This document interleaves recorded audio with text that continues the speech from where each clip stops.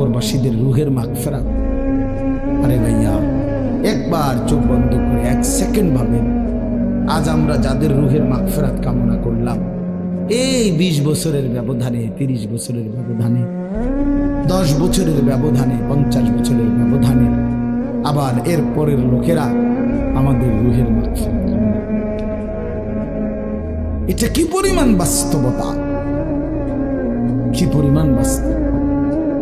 এটাকে অস্বীকার করার, না বুঝার কিছুই নাই, মৃত্যুকে না বুঝার কিছুই নাই। কারণ এত বেশি জলজ্জান্ত আল্লাহ তাআলা এটা আমাদের সামনে দেখাইছেন, এত মানুষের মৃত্যু আল্লাহ আমাদের সামনে দেখাইছেন, এটাকে অস্বীকার করার, না বুঝার কিছুই কিছুই